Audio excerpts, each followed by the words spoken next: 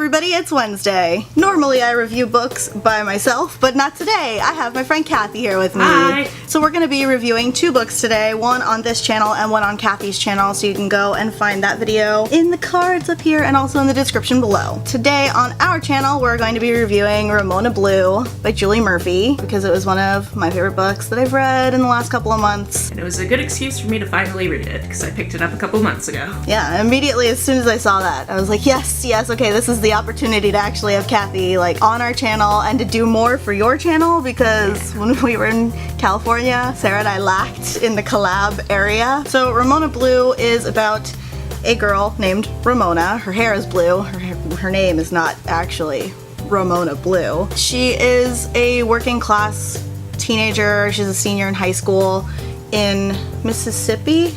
Yeah. Do you remember? That's okay. They talk a lot about Katrina, which is a big thing here. She has a sister who is pregnant and working, and they live in a very small house, sort of trailer with their father. Their whole life was changed by Hurricane Katrina, basically. And Ramona is a lesbian, and she meets a friend that she's had since she was a kid. She doesn't really have a lot of other friends, so having this character Freddie back in her life is really important to her. Yeah, I really love Freddie. I would be friends with him in real life. Have you seen Dear White People on Netflix?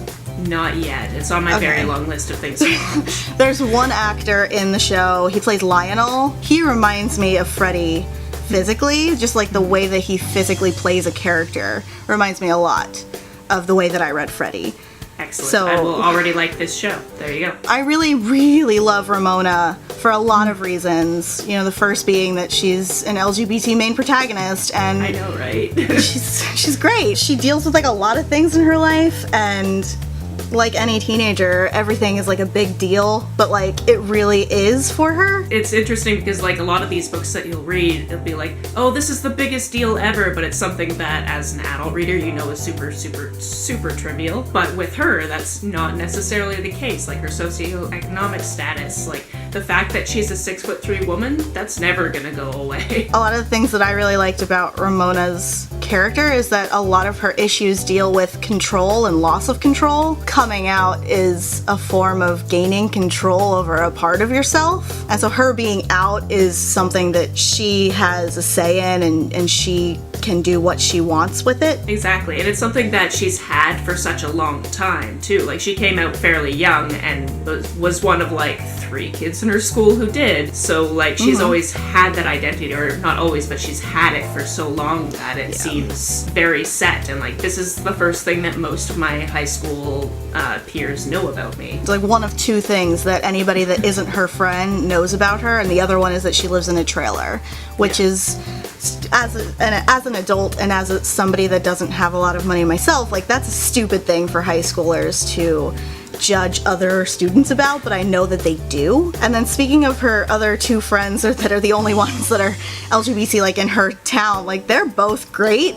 Ruth and, oh my god, you reminded me of his name. Yeah. Saul, yes. Ruthie and Saul. Oh my god, they're the cutest siblings ever. I know, I love them. And like Ruth comes off very prickly, but in an endearing way, I think. In the kind of way that it's like she's guarded and you know why. Yeah. In the way that like Ramona refuses to be guarded. Yeah, and then Saul is just such an open, loving human. And like when he moved out, Ruthie was just like, what the crap am I gonna do now? Yeah, like, yeah. She is. Yeah. She depended a lot on him being there, and he wasn't. But even though he was, it's not like he was moving out of town. Julie Murphy has done a really good job to give them traits and events in their lives that make you sympathize with them and really care for them. Like Ruthie is the only other lesbian in the school, and Saul is, his boyfriend works on an oil rig out in the middle of the ocean, and he never knows if he's actually going to come home because oil rigs are really dangerous to work on. And Freddie lives with his grandparents because his parents are absent, and actually it's his grandmother and her new husband, and he's not like super close with her new husband. Any form of step parent, and now you have to get to know this whole other person that doesn't mean a lot to you personally, but means a lot to somebody who means a lot to you. Freddie's grandmother is the absolute best. And I don't not like her new husband. He's not really around that much. I get the feeling that he's much more communicative with her than with other characters. It's totally fine with me. As a reader, you don't get to know him very well, just like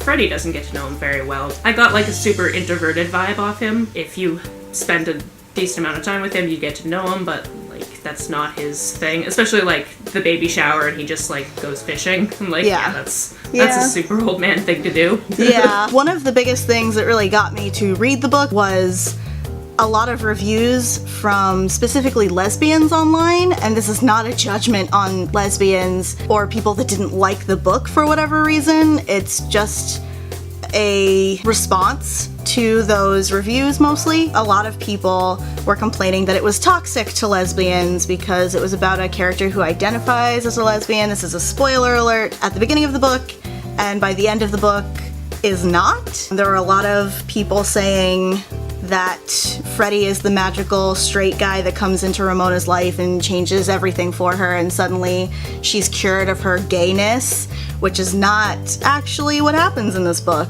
No, if you actually read the book, you know that it's made very clear that she's like, no, I still really like girls. Yep. I don't know exactly what label I want to use, if it's bi or if it's pan or if it's just queer, but like, I like girls and I happen to also like this boy. Yes. And I can identify with that from the other side of bisexuality. Like, if I had to put labels on, like, the two binaries, because that's a whole other issue. But if I had to put labels on the two binaries, I'd be like, maybe 90% men, 10% women, but then also, like, I'm demi, so I just don't like anyone until I get to know them. I think a lot of the conversation that needs to happen surrounding this book needs to focus on how sexual fluidity works into the narrative and how that coincides with adolescence and life, basically, and how that's totally okay to face within your life. So I think a lot of those reviews were very quick to just jump to conclusions, and I don't know if a lot of those people actually finished the book. I can see a lot of people maybe got like partway through the book, got to them getting together and went, nope, I thought this was about a lesbian, but she's kissing a man and I just don't understand. Yeah. The blurb basically tells you that, like, she's into girls, Freddie comes in, she's confused. And I think a lot of people can get turned off by that. I think even I was a little bit turned off by that. I still bought the book and wanted to read it because I really like Julie Murphy. One of the things that she made sure of when she was writing Freddie's character was it was very important to her that it was somebody from Ramona's past and not just, like, magical straight dude that comes to town and changes the lesbian. Like, she was like, no, that is not the narrative. That this is somebody she's known since childhood. It's somebody that she has an emotional connection to, Exactly, so, it's not just like some magical dude. Yeah, and like I said before, she has like Ruthie and Saul and her sister, but otherwise, like, she doesn't have a lot of friends, and she makes a point to say, like, I don't really talk to people at school because they judge me based on these two things. So Freddie coming back into her life is not only like she has an emotional past with him, but also like he accepts her regardless of what the other kids at school are saying about her. Yeah, because before school started, she was super afraid that he was going to get to school, realize what a loser she was in everybody else's eyes, and then not like her anymore, and she would go back to just having 2 friends instead of having 3 friends. Yeah. But that's not what happened, because he knew her, like, first, and already liked her as a human. Yeah. He's not the magical black character that comes in and not only subverts stereotypes, but, you know, breaks her free of the LGBT chains or whatever. Like, Freddie is also a flawed character. He's also a round character that comes in and moves things. Like, I wanted to hug Ramona, like, every other page, just because such a sad child. Yeah, and she's constantly having to take care of her older sister who is pregnant, and the father seems like not a great human. His mom I liked a lot, even though she's only there for about 5 minutes, the whole thing. Yeah, she seemed pretty into it, which was great, because it seemed like she wasn't going to be at all, which always just baffles me. Yeah. There's only like one adult character in this that I don't like, and that's Ramona's mother. She is the like deadbeat, not great mom. But then you have like, he's not overbearing, but Ramona's father is very caring, very quiet and passive, but not in a deadbeat dad kind of way. Like, he just has a lot going on for himself. Yeah, you do not get to see him a lot on the page because he's working all the time, but when you do see him, you know that he's there for them, you know he cares. He does like what he can for them, which is unfortunately living in a trailer and working ungodly hours at a hotel because they would live in a beach town. They're obviously like right on the coast because they're worried about hurricanes destroying the town. Yeah. They have a beach that Ramona goes swimming in, which swimming, that's another big thing in this book. Is water not generally associated with like healing? Water with healing, also just fluidity, because the sexual fluidity of the character, the fluidity of situations based on things like the weather. Like, the weather plays such a big part in this, not just in the past of the characters, but also, like, it does things during the course of the book. It also comes in and literally moves things, but also moves Ramona as a character. I really loved that her going swimming with Freddie was, like, another thing to add to her schedule, but really it's the only time she had to herself was when she was swimming. Yeah, and that she's... because it is such a solitary thing to be doing, even though you're doing it at the same time as other people. Yeah, because unfortunately, we're not mermaids.